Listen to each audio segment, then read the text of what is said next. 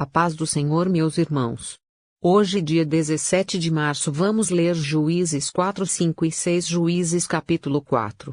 Depois da morte de Eude, mais uma vez os israelitas fizeram o que o Senhor reprova.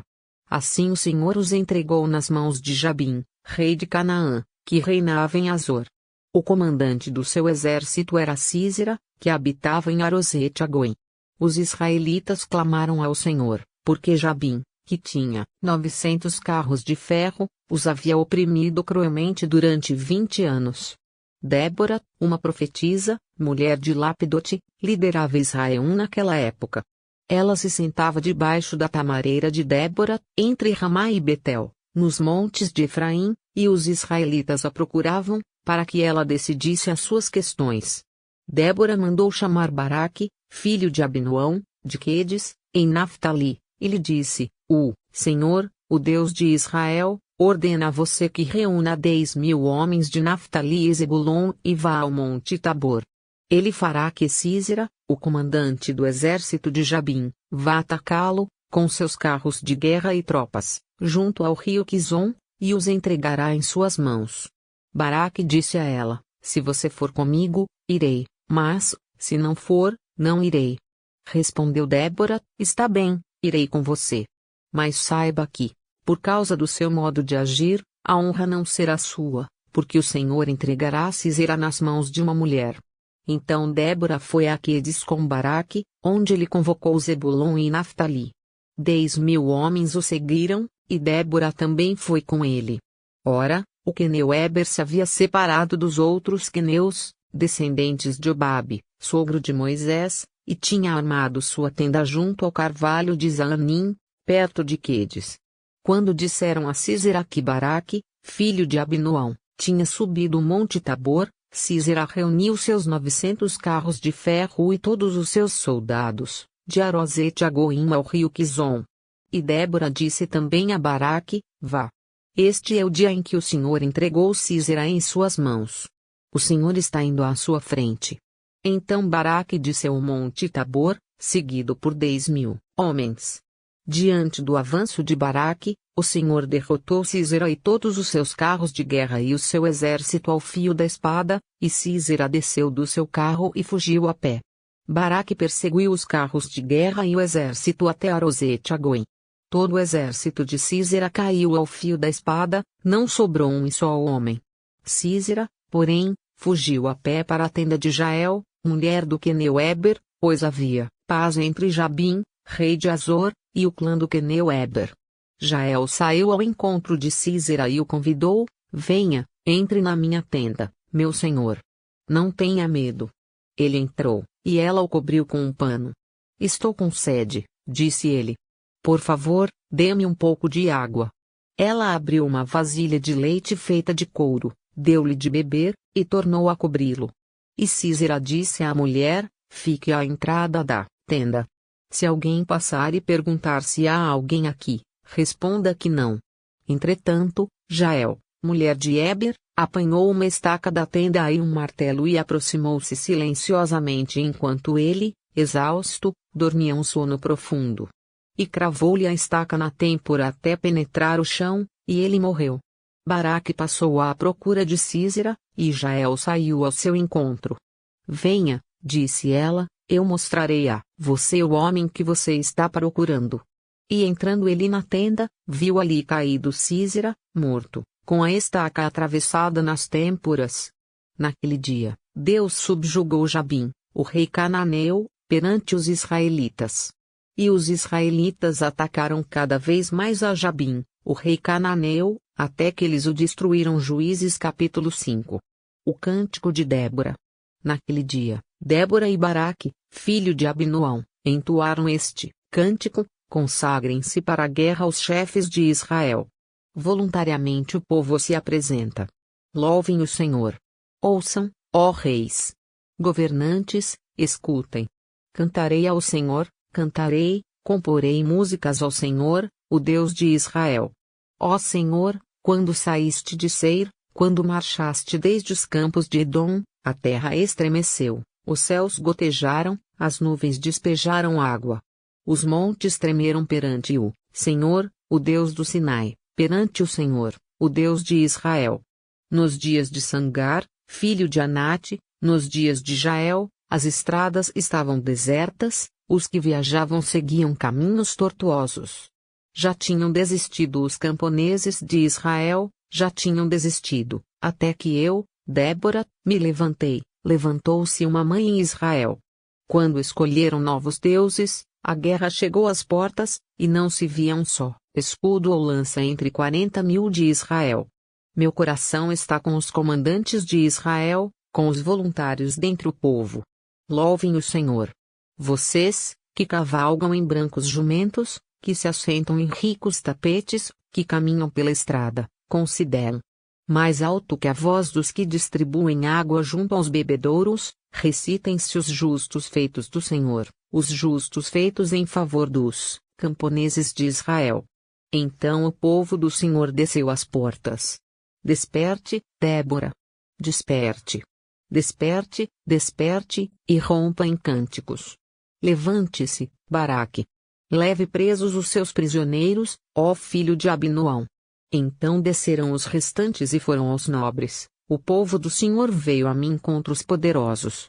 Alguns vieram de Efraim, das raízes de Amaleque. Benjamim estava com o povo que seguiu você. De Maquir desceram comandantes, de Zebulon, os que levam a vara de oficial. Os líderes de Issacar estavam com Débora, sim, Issacar também estava com Baraque, apressando-se após ele até o vale. Nas divisões de Ruben houve muita inquietação. Por que vocês permaneceram entre as fogueiras ouvir o balido dos rebanhos? Nas divisões de Ruben houve muita indecisão. Gileade permaneceu do outro lado do Jordão. E Dan, por que se deteve junto aos navios? Azer permaneceu no litoral e em suas enseadas ficou. O povo de Zebulon arriscou a vida, como fez Naftali nas altas regiões do campo. Vieram reis e lutaram. Os reis de Canaã lutaram em Tanaque, junto às águas de Megido, mas não levaram prata alguma, despojo algum. Desde o céu lutaram as estrelas, desde as suas órbitas lutaram contra Císera. O rio Quizon os levou, o antigo rio, o rio Quizon. Avante, minha alma. Seja forte.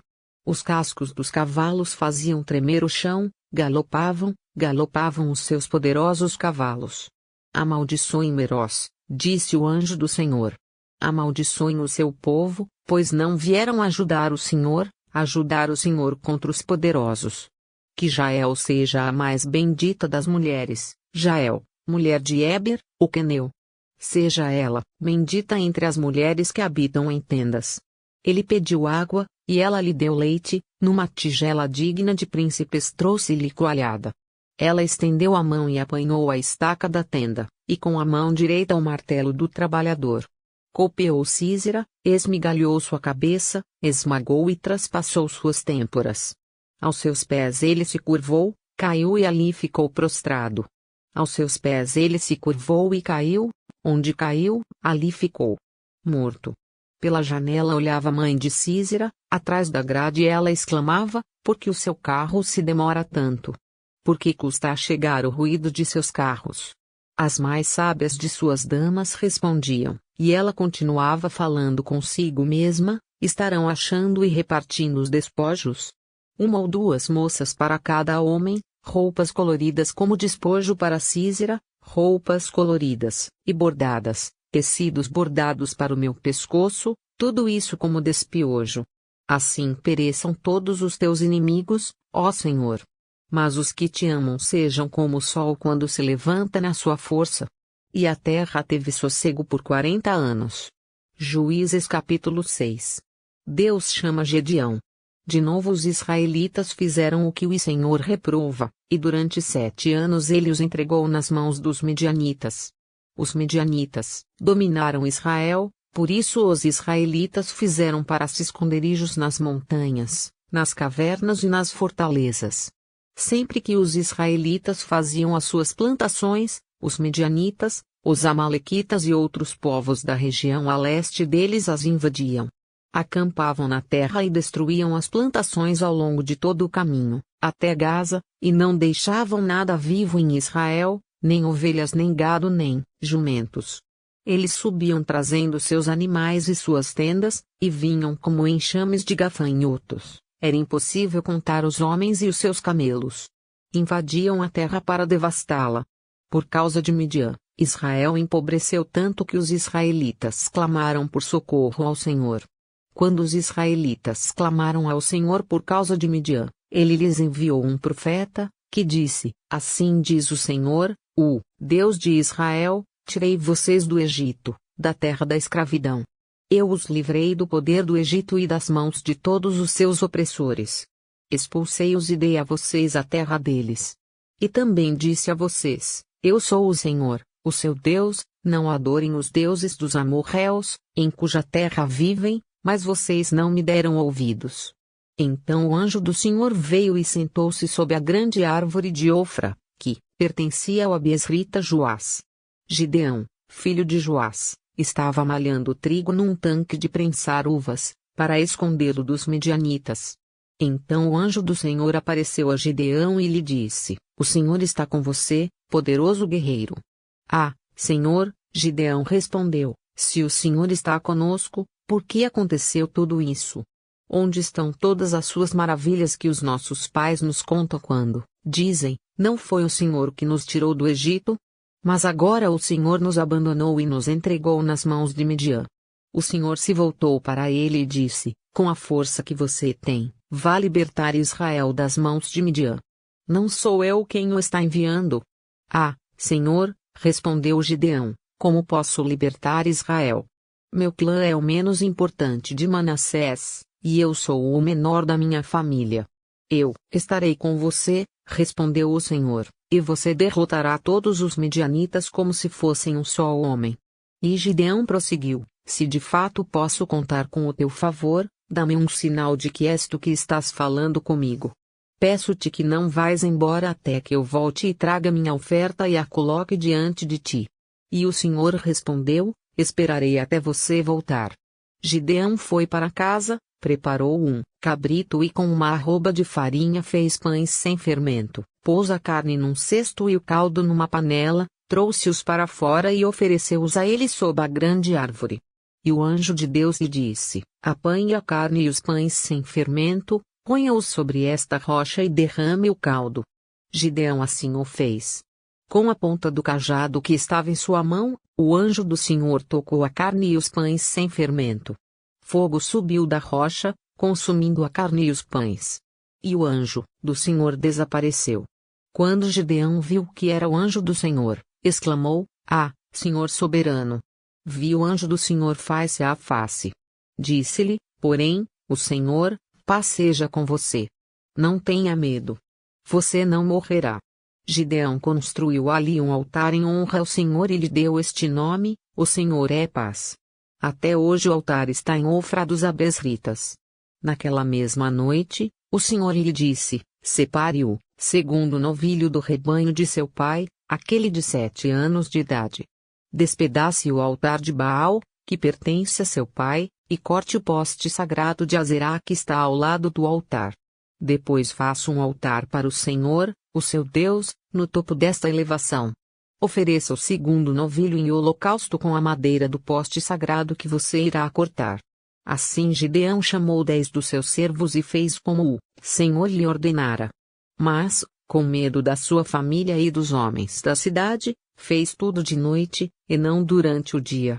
De manhã, quando os homens da cidade se levantaram, lá estava demolido o altar de Baal, com o poste sagrado ao seu lado, cortado, e com o segundo novilho sacrificado no altar recém-construído. Perguntaram uns aos outros: Quem fez isso?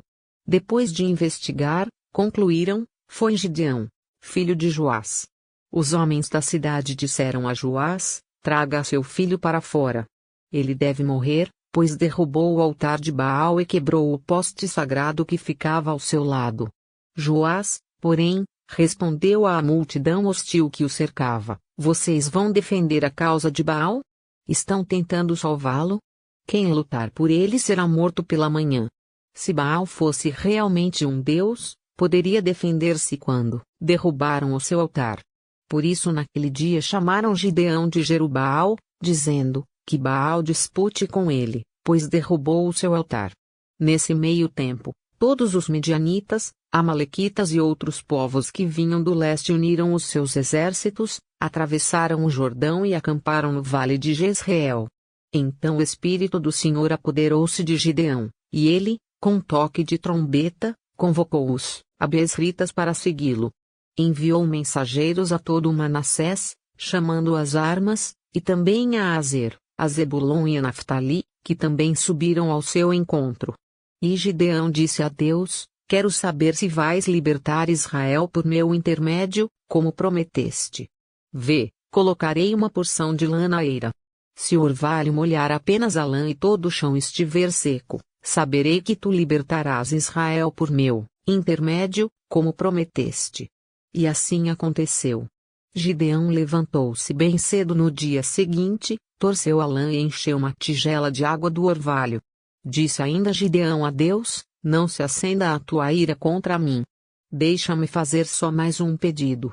Permite-me fazer mais um teste com a lã. Desta vez faze ficar seca a lã e o chão coberto de orvalho. E Deus assim fez naquela noite. Somente a lã estava seca, o chão estava todo coberto de orvalho. Até amanhã. Deus te abençoe.